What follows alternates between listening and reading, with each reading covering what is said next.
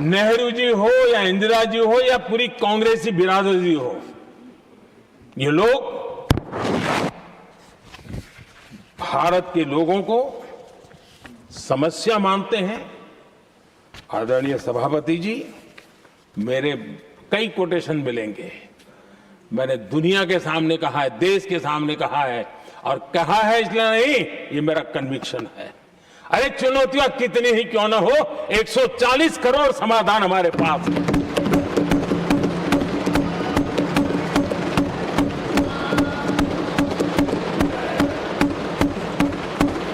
हमारे लिए देशवासी समर्थक की पूंजी है। हमारे लिए हर देशवासी भारत का उज्जवल भविष्य का नियंता है, निर्माता है, कर्ता धर्ता है। हम उसको समस्या कैसे कह सकते हैं? ऐसी सोच वाले लोग अपने परिवार का ही भला करेंगे और किसका करेंगे? आदरणीय सभापति जी, देश के लोगों का अपमान करते रहना एक कांग्रेस के स्वभाव में पड़ा हुआ है, उनके संस्कारों में पड़ा हुआ है। कांग्रेस ने बीते दिनों राष्ट्रपति जी का अपमान किया। चुनाव के बाद जिस प्रकार से हमारे राष्ट्रपति जी के लिए शब्द कहे गए हैं, शर्मिंदगी महसूस होती है कि ये कैसे लोग हैं? भारत के राष्ट्रपति के लिए क्या बोल रहे हैं लोग? आदरणीय सभापति जी, कल लोकसभा में भी राष्ट्रपति जी के अभिभाषण पर चर्चा नहीं हो पाई। ये राष्ट्रपति पद, उसका घोर अपमान किया है। उनको संविधान शब्द मुंह में बोलने की अधिकार नहीं रहता है। जो लोग गरीबी से निकली हुई एक महिला, आदिवासी परिवार से आई हुई एक महिला,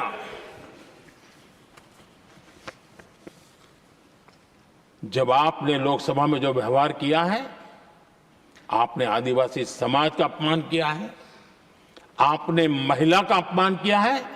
भारत के सर्वोच्च पद पर विराजमान, संविधान ने जिनको सर्वोच्च पद दिया है, आपने उनका अपमान किया है। आपने संविधान का अपमान किया है।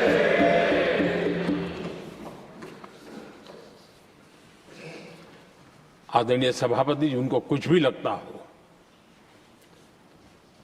कांग्रेस को ये गुनाह। Honorable members, it is now 6 p.m. If the House agrees, we may sit beyond 6 p.m. till disposal of the motion of thanks and the presidential address. Do I have the leave of the House to extend the sitting beyond 6 p.m.? Yes. Thank you. आदरणीय सभापति जी, समय बढ़ाने के लिए मैं आपका और सदन का बहुत आभार व्यक्त करता हूं।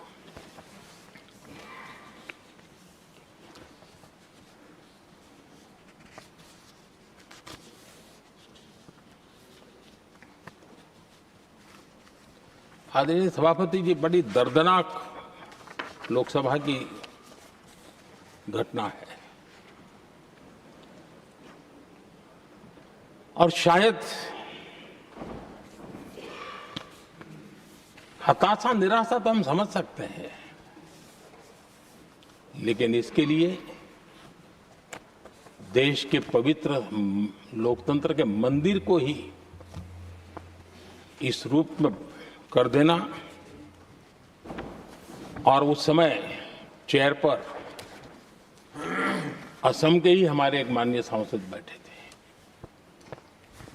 और उस समय कागज फेंके गए, टेबल पर चढ़ दिया गया। क्या ये नॉर्थ ईस्ट का अपमान नहीं है? क्या असम के नागरिकों का अपमान नहीं है? कल फिर दोबारा किया उन्होंने, और उस समय आंध्र के दलित परिवार का बेटा चेयर पर बैठा था, उसको भी अपमानित किया। यानी आपने नॉर्थ ईस्ट का अपमान चेयर में बैठा, अपमान करो। आंध्र के एक दलित परिवार का बेटा चेयर पर बैठा, उसका अपमान करो। सदन ने इनको काम दिया हुआ है, सबने मिलकर के काम दिया हुआ है, लेकिन वो दलित समाज से आते हैं, इसलिए आप अपमान करते हो।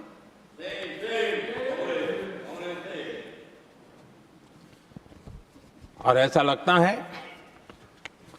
कांग्रेस के लोगों को असम की जनता के प्रति बड़ी नफरत है। उनको लगता है कि उसकी जनता ने उनका साथ छोड़ दिया, मतलब उनके दुश्मन हो गए। क्या कभी लोकतंत्र में ऐसे सोचते हैं क्या? मुझे तो तब बहुत पीड़ा हुई थी जब भारत रत्न भूपेन हजारिका जी, जो कि इस देश के बहुत ही सम्मानीय व्यक्तित्व है जी, आज भी घर घर में उनको स्मरण करते हैं लोग। उनके प्रति जो भक्ति का भाव है आप कल्पना नहीं कर सकते, लेकिन उनको इसकी भी कोई परवाह नहीं है। और जिस प्रकार से, और हमारा सौभाग्य था कि हमने भूपेन हजारिका जी के देश के लिए जो उनका योगदान था, नॉर्थ ईस्ट जैसे इलाके से पूरे देश को अपने वाणी से, अपने विचारों से, अपनी अभिव्यक्ति से बांध के रखा था। हमने भारत रत्न देने का निर्णय किया, इस पर भी इनको ऐतराज। और मैं तो हैरान हूं, खड़गे जी अगर होते तो मैं उनकी हाजिरी में कहता ही है। इन्होंने जिस प्रकार से बोला ना भारत रत्न के बाद, वो वीडियो पर उनका चेहरा देखेंगे ना, आपको लगा रहे ये ऐसे लोग हैं, ऐसा व्यवहार करते हैं। और ये कहा, अरे ये तो सिंगर थे। मैं समझता हूं कि ये किसी का भी अपमान करने में कभी भी पीछे नहीं रहते हैं। उन्होंने भूपेन हजारिका जी को भारत रत्न दिया, उसका भी विरोध किया। ये पूरे असम का विरोध है, पूरे देश के कला प्रेमियों का विरोध है। और मुझे पक्का विश्वास है असम कभी भी इस अपमान को भूलने वाला नहीं है।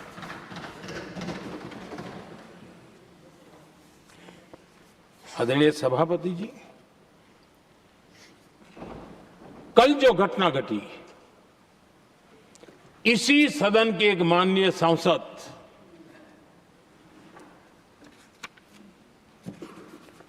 कांग्रेस के शातिर दिमाग जिनका है, ऐसे एक युवराज ने उनको गद्दार कह दिया। अहंकार कितनी 7वें आसमान पर पहुंच चुका है इनका। और कांग्रेस को छोड़कर के कितने ही लोग निकले हैं, कांग्रेस के कितने टुकड़े हुए हैं, कई लोग दूसरे दलों में गए हैं, लेकिन औरों को तो किसी को गद्दार नहीं कहा उन्होंने। लेकिन कल सांसद को गद्दार इसलिए कहा क्योंकि वो सिख थे। ये सिखों का अपमान था, एक गुरुओं का अपमान था। और कांग्रेस के अंदर जो कूट कूट करके सिखों के प्रति नफरत भरी पड़ी है ना, उसका वो अभिव्यक्ति थी। और इसी सदन के माननीय सांसद है वो, और उनको जरा भी दर्द नहीं, वरना आज खड़े होकर के कह सकते थे कि कल जो हुआ इसी सांसद की गरिमा के अनुरूप नहीं था, हमें खेद है। एक शब्द तो बोल लेते, लेकिन सिखों के प्रति उनके मन में जो नफरत भरी पड़ी है, और इसी के कारण उन्होंने कल, और जिसका परिवार देश के लिए शहादत देने वाला परिवार के वो सदस्य है, उन्हें अपने राजनीतिक विचारों में परिवर्तन किया, इसलिए गद्दार हो गए। और एक गद्दार शब्द छोटा नहीं है। मेरे देशवासी को कोई गद्दार कहे, ये कैसे देश सहन करेगा? और वो भी एक सिख है इसलिए गद्दार कहना बहुत दुर्भाग्य की बात है। और ऐसे लोग कांग्रेस को नहीं डुबाएंगे तो क्या करेंगे?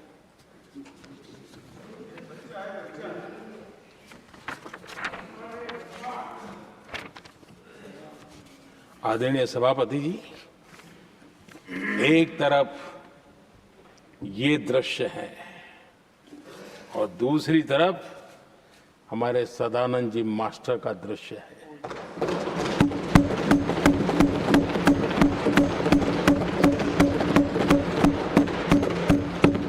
राजनीतिक विद्वेष के कारण उनके दोनों पैर काट दिए गए।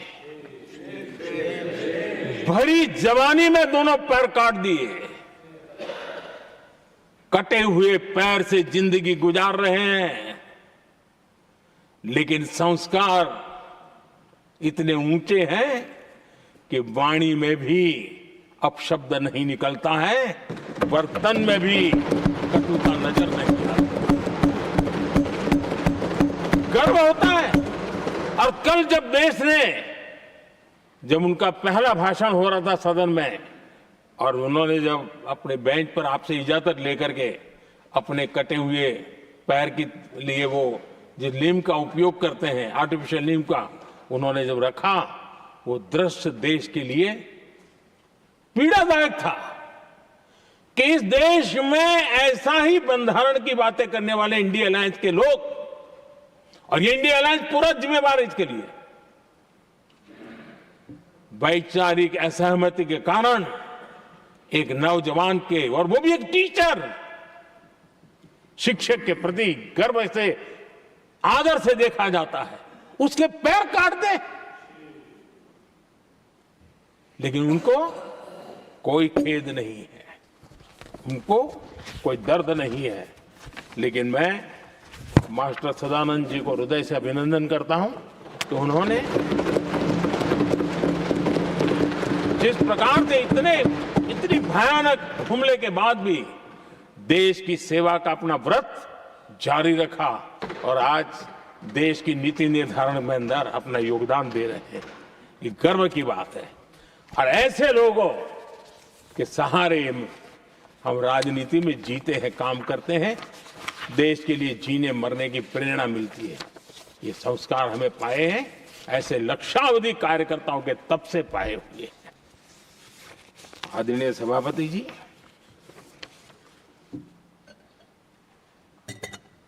इन दिनों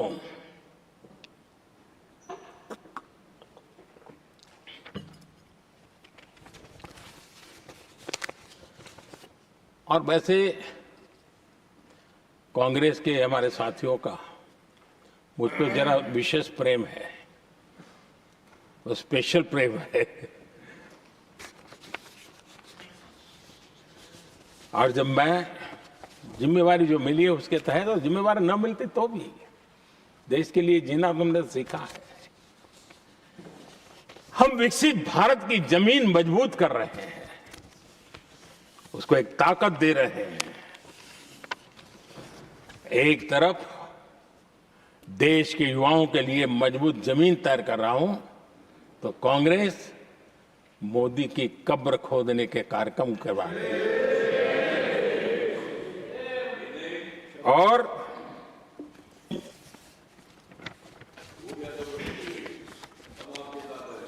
मोहब्बत की दुकान खोलने वाले मोदी तेरी कब्र खुदेगी के नारे लगा रहे हैं जी।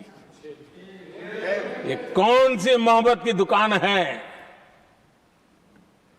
जो देश के ही किसी नागरिक के कब्र खोदने के सपने देखती हो?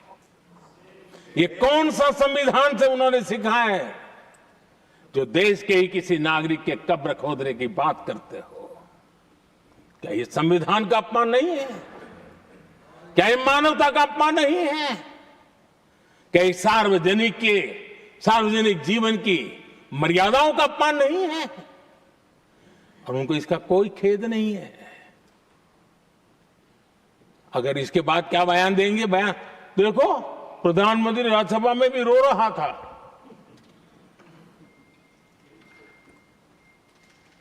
किस प्रकार के संस्कार और वृत्तियों से पले बड़े लोग हैं ये। आदरणीय सभापति जी, मेरे लिए कोई अनुभव मेरा बहुत पुराना है। 2002 से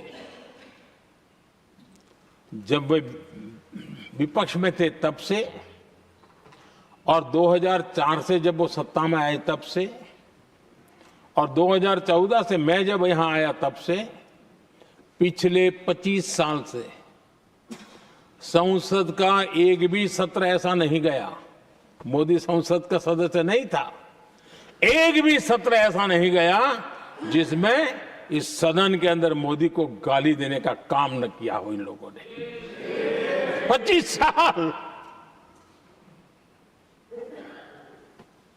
और मुझे किसी ने पूछा था, मोदी जी आपके स्वास्थ्य का क्या राज है? मैंने कहा मैं डेली 2 किलो गाली खाता हूं।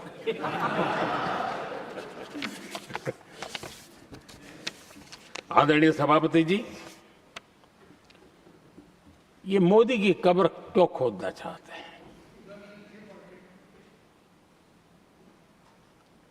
ये सिर्फ नारा नहीं है,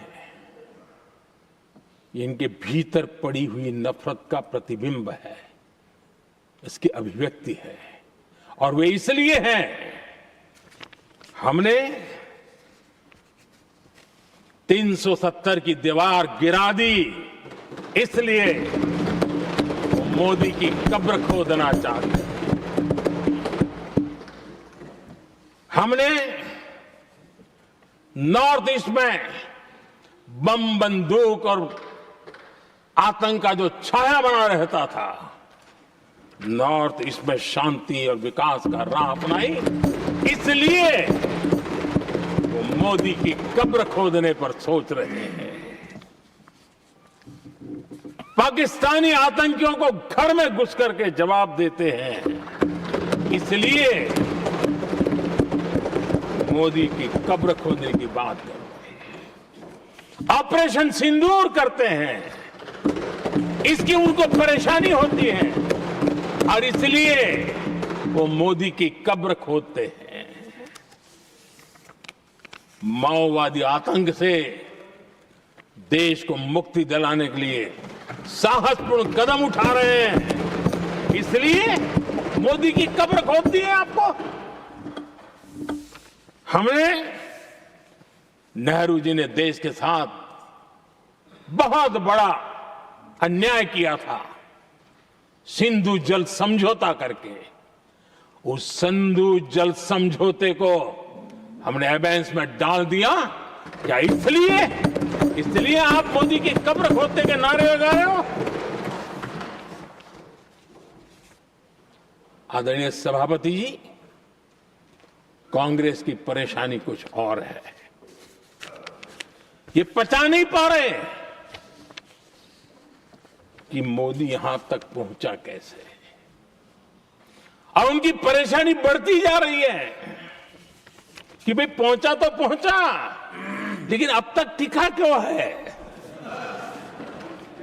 और इसलिए वे, एक ही रास्ता उनके लिए बचा हुआ लग रहा है कि मोदी तेरी कब्र खुदेगी।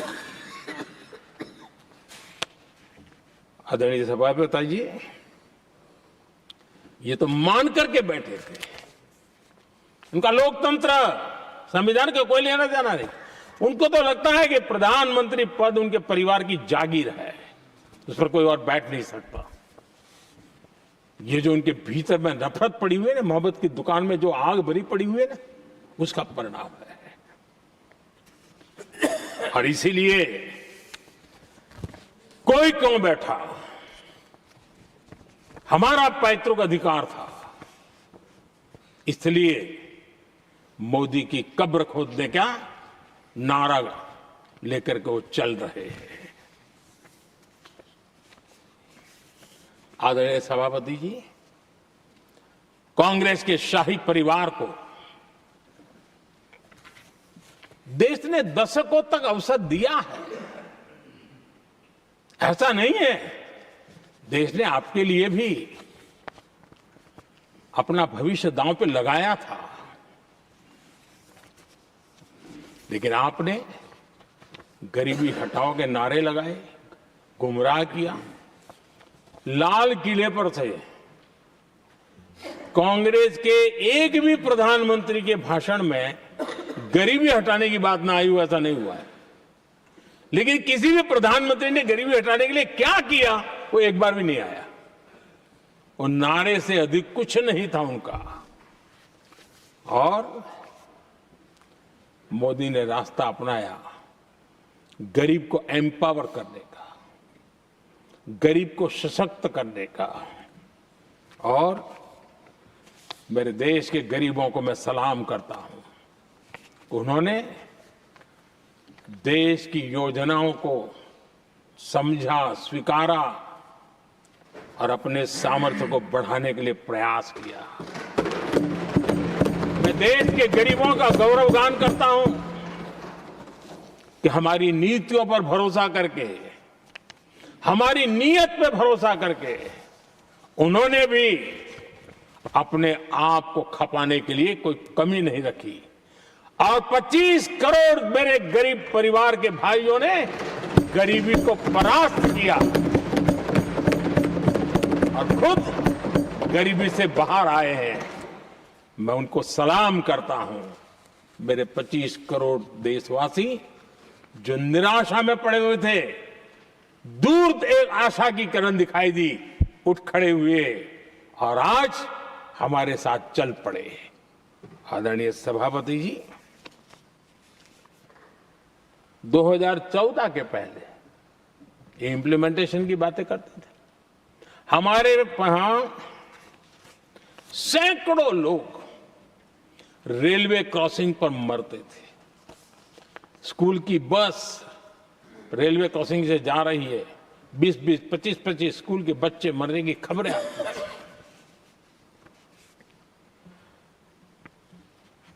अनमैन्ड रेलवे क्रॉसिंग, वो इतना बड़ा काम नहीं था कि नहीं कर सकते थे। ये काम भी मुझे करना हुआ और हमने सारे अनमैन्ड क्रॉसिंग बंद कर दिए, लाखों लोगों की जिंदगी बचा ली। इसलिए ये मोदी की कब्र खोदना चाहते हैं। आदरणीय सभापति जी, 2014 से पहले इस देश में 18,000 गांव ऐसे थे जिनको बिजली का मतलब पता नहीं था। बिजली का कोई तार होता है, कोई बल्ब होता है, कोई लट्टू जलता हुआ उसमें उजाला निकलता, पता नहीं था उनको। 18,000 गांव 2014 के बाद जब आपने हमें दायित्व देशवासियों ने दिया, उन 18,000 गांव जिन्होंने कभी बिजली का मुंह तक नहीं देखा था, बिजली का शब्द भी कान पे नहीं सुना था, उन घरों में उजाला पहुंचाया। इसलिए इनको मोदी की कब्र खोदने के सिवाय अब कोई रास्ता नहीं दिख रहा है। आदरणीय सभापति जी, वो भी एक वक्त था जब देश में बार बार खबरें आती थी, मीडिया में हेडलाइन हुआ करती थी, सरहद की स्थिति के संबंध में बयान आते थे। गोला बारूद नहीं है, बुलेट प्रूफ जैकेट नहीं है, बर्फ के बीच खड़ा है, बर्फ में खड़े रहने के लिए जो जूते चाहिए जूते तक नहीं उसके पास, ये खबरें आती थी। हमने देश के जवानों के लिए खजाने खोल दिए, देश के जवानों को जो चाहिए वो देने की दिशा में चल पड़े। और इसलिए वो चाहते कि अब तो कोई रास्ता बचा नहीं है, बस कब्र खुदेगी मोदी की, यही एक रास्ता उनके लिए बचा है। आदरणीय सभापति जी, एक बार उत्तर प्रदेश के वर्तमान मुख्यमंत्री जी ने सदन में भाषण करते करते वो रो पड़े थे। दिमागी बुखार के कारण बच्चे, अनगिनत बच्चे मर रहे थे। इनको कभी सूझा नहीं कि इस दिमागी बुखार से मुक्ति दिलाई जा सकती है। आदरणीय सभापति जी, आंख की बीमारी ट्रकोमा, लोग परेशान होते थे, आंखें चली जाती थी और विज्ञान प्रगति कर चुका था, हो सकता था, वो नहीं कर सकते थे। हमने दिमागी बुखार से भी मुक्ति दिलाई और हमने ट्रैकोमा से भी देश के लोगों की आंखें बचाई। यही सफलताएं हैं, यही संवेदनशीलता है। समाज के लिए जीने मरने का यही संकल्प है। पल पल, तिल तिल समाज के लिए बिताना, घिसना, झलना, वो उनको परेशान कर रहा है। तब जाकर के मोदी तेरी कब्र खुदेगी, ये मंत्र लेकर के चल रहे हैं, ये सपने देख करके चल रहे हैं और बातें लोकतंत्र की करते हैं। मोहब्बत की दुकान के साइन बोर्ड लगाते हैं। क्या सार्वजनिक जीवन में ऐसी नफरत होती है? आदरणीय सभापति जी, इनकी सरकार रिमोट से चलती थी, मेरी सरकार भी रिमोट से चलती है। 140 करोड़ देशवासी मेरा रिमोट है।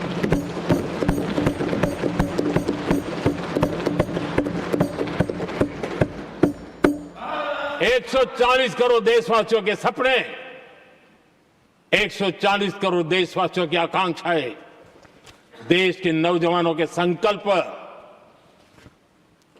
इनके लिए हम जीते हैं, इनके लिए सरकार चलाते हैं। सत्ता हमारे लिए सुख का रास्ता नहीं है, सत्ता हमारे लिए सेवा का माध्यम है।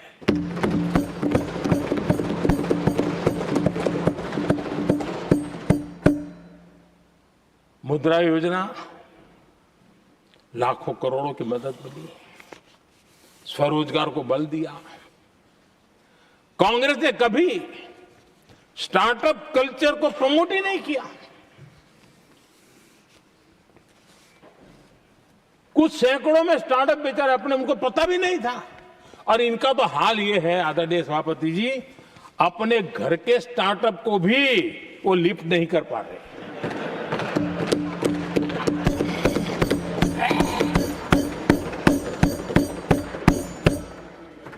और हमारी सरकार में आज 2 लाख से ज्यादा स्टार्टअप है। और जब सफलता एक के बाद एक जन सामान्य के दिलों को जीतती है ना, तब जाकर के उनके पास एक ही रास्ता बचा है, मोदी तेरी कब्र खुदेगी। लेकिन उस हमारा याद कीजिए, बीएसएनएल को लेकर के चुटकुले चलते थे, कार्टून बनते थे। आज स्वदेशी 4G स्टैक हमने खड़ा कर दिया। 5G दुनिया में सबसे तेज गति से रोल आउट करने का काम हमने कर दिया। कम्युनिकेशन की नई जनरेशन, नई टेक्नोलॉजी, नई सोच, इसको हमने आगे बढ़ाया। और इसलिए दर्द जुबान पे आ रहा है, मोदी तेरी कब्र खुदेगी। आदरणीय सभापति जी, गरीब की सेवा ये मेरा सौभाग्य है। 4 करोड़ गरीबों को पक्के घर देना मैं जीवन में सुकून मानता हूं। बिजली, पानी, गैस का सिलेंडर, टॉयलेट की सुविधा, मुझे लगता है कि हाँ, परमात्मा ने मुझे सही दिशा में काम करने की प्रेरणा दी है। पहली बार गांव की महिला गर्व से कह रही है, हाँ मैं लखपति दीदी बनी हूं, तो दूसरी कह रही है इस साल तक मैं लखपति दीदी बन जाऊंगी। जो बन गई है उनको जब पूछता हूं, नहीं बोले साहब अब तो करोड़पति के लिए सोच रहे हैं। ये जो मिजाज बदला है, जो आत्मविश्वास बढ़ा है, और ऐसे देश के कोटि कोटि जनों के आशीर्वाद जिस इंसान पर हो, कोटि कोटि माताओं बहनों का जिस पर रक्षा कवच हो, नारे कितने ही लगा लो, कब्र तुम नहीं खोद पाओगे। ये देश की शक्ति,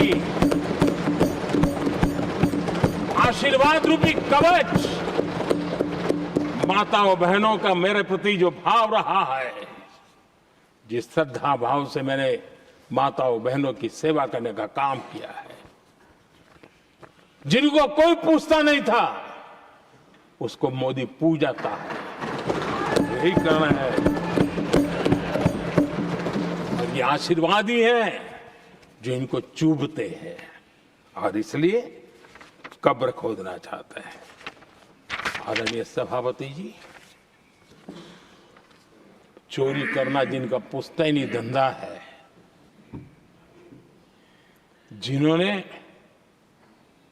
एक गुजराती की सरनेम भी चुरा ली,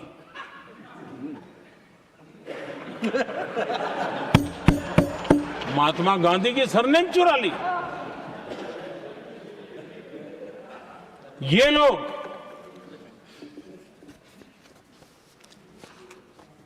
और देश की जनता इतनी समझदार कि ऐसी ऐसी पटक देती है, ऐसी पटक देती है तो लोगों को।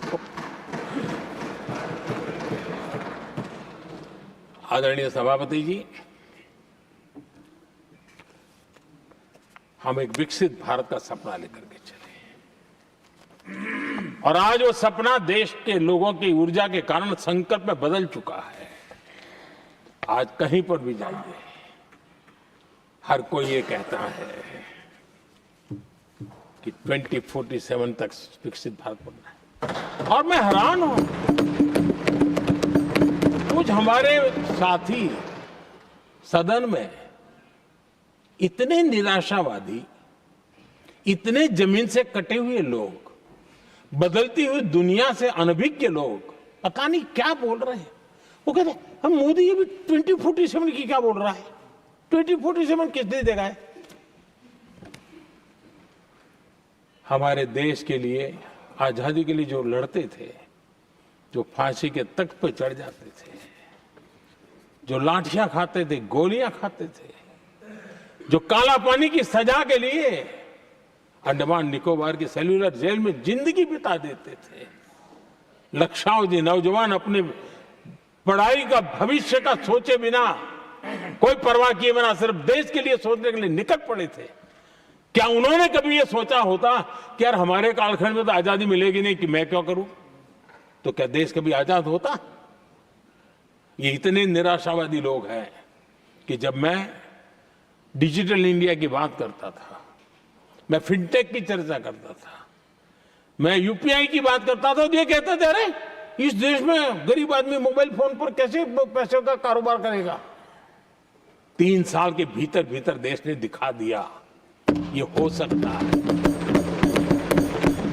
और मैं हैरान था जिस दिन ऐसा भाषण संसद में हुआ, देश का मीडिया भी, मैं भी, ऐसे लोग, उनकी जो इकोसिस्टम है वो नाच रही थी कि देखिए मोदी को तगड़ा जवाब दिया। मोदी ने जवाब नहीं दिया। आपके हाथ में मोबाइल फोन जब यूपीआई से चलता है, काम करता है ना, तो जवाब अपने आप मिल जाता है।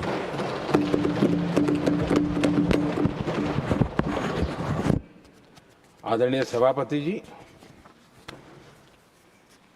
कांग्रेस के समय एक व्यंग चला करता था और आमतौर पर कहा गया और सीरियस नेचर की चर्चा में भी आता था, हंसी मजाक में भी आता था।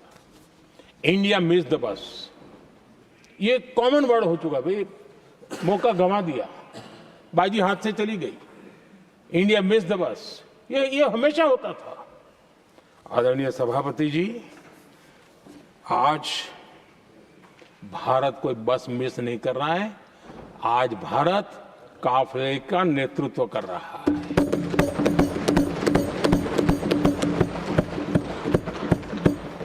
आदरणीय सभापति जी, देश का भविष्य उज्जवल बनाना है, वर्तमान भी उज्जवल बनाने के लिए अविरत कार्य करना होता है। हम विकसित भारत के सपने के लाइट में 5 वर्ष की योजना बनाते हैं और हर वर्ष का बजट बनाते हैं और हम दिशा तय करके चलते हैं हम क्योंकि हमारे लिए अगला चुनावी लक्ष्य नहीं होता है, हमारा लक्ष्य है 2047 विकसित। अरे चुनाव तो आएंगे जाएंगे, मेरा देश अजरा अमर रहने वाला है और हम देश की युवा पीढ़ी के हाथ में समृद्ध हिंदुस्तान देने का सपना लेकर के चलेंगे। जिन बच्चे जो आज जो घर में बालक है ना, उनको भी मैं देख करके कह सोचता हूं कि मैं इसके हाथ में ऐसा हिंदुस्तान दे करके जाऊं ताकि हमें अपने काम का संतोष हो। 2047 क्यों 2047 क्यों ये बातें करते हैं। आदरणीय सभापति जी, आज जिस प्रकार से हम इनिशिएटिव लिए, चाहे स्पेस हो, साइंस हो, टेक्नोलॉजी हो, समंदर की गहराई हो, जल थल नभ अंतरिक्ष, हर क्षेत्र में नए संकल्प, नई ऊर्जा, नए कदम और नई सिद्धियों को लेकर के देश आज आगे बढ़ रहा है। हम ग्रीन हाइड्रोजन पर काम कर रहे हैं, हम आने वाले युग को समझ पा रहे हैं। हम क्वांटम कंप्यूटिंग की बात कर रहे हैं, हम एआई मिशन को लेकर के चल रहे हैं और आज दुनिया मानने लगी है कि एआई मिशन भारत बहुत कुछ दुनिया को दे सकता है। ये विश्वास आज दुनिया में बना है। आज दुनिया में क्रिटिकल मिनरल, रेयर अर्थ राजनीतिक हथियार बन गया है। हम उस पर फोकस कर रहे हैं ताकि कभी भारत को किसी के पास हाथ फैलाने की नौबत ना आ जाए। आदरणीय सभापति जी, ऐसे तो अनगिनत प्रोजेक्ट हैं जिसमें विदेश का इन्वेस्टमेंट आना ही आना है, क्योंकि अब हर किसी को अपना भविष्य भारत की भूमि में नजर आ रहा है। हर किसी को अपना भविष्य भारत की टैलेंट के भरोसे नजर आ रहा है। हर किसी को भविष्य भारत के उज्जवल भविष्य के साथ खुद के उज्जवल भविष्य को जोड़ करके दिखता है। और इसलिए दुनिया आज भारत, विकसित भारत की बात हम क्यों कर रहे हैं, जिनके दिमाग में नहीं पड़ता है, दुनिया को समझ आ रहा है कि भारत ने सही दिशा पकड़ी है। चलो अब चर्चा वहां चल रही है कहीं हम बस न चुक जाए। कल तक चर्चा चलती थी इंडिया बस मिस करता है, अब दुनिया को लगता है अब हम लेट न हो जाए, वहां आने की स्पर्धा चल रही है।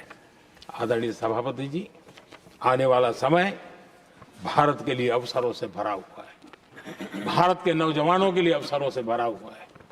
भारत के उज्जवल भविष्य के लिए मैं पूरी संभावनाएं रेखांकित कर सकता हूं, मैं देख सकता हूं और उसके दिशा में नीतियां बनाकर हम आगे चल रहे हैं। हम इसको और मैं चाहता हूं, मेरे देशवासियों को निमंत्रण देता हूं और मैं देशवासियों को आज सदन से भी कहना चाहूंगा, मैंने मन की बात में भी इसका उल्लेख किया था, मैं यहां पर सभी माननीय सांसदों से भी कहूंगा कि आप भी अपने अपने क्षेत्र में ऐसे लोगों को बताइए, जब दुनिया भर में इतने अवसर पैदा हुए हैं, उसको स्थायित्व तब मिलता है जब हम उत्तम प्रकार की चीजों को लेकर के जाए, हम क्वालिटी को कॉम्प्रोमाइज न करें।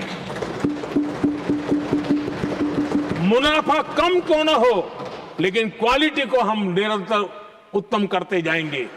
इनोवेशन करना पड़ेगा, करेंगे, रिसर्च करना पड़ेगा, करेंगे, प्रोडक्ट में मटेरियल बदलना पड़े तो बदलेंगे, लेकिन हम दुनिया में क्वालिटी की दृष्टि से उत्तम हो, तब जाकर के जो आज राजनीतिक दृष्टि से जो निर्णय होते हैं उसका बेनिफिट लेने के लिए हमने पीछे नहीं रहना चाहिए।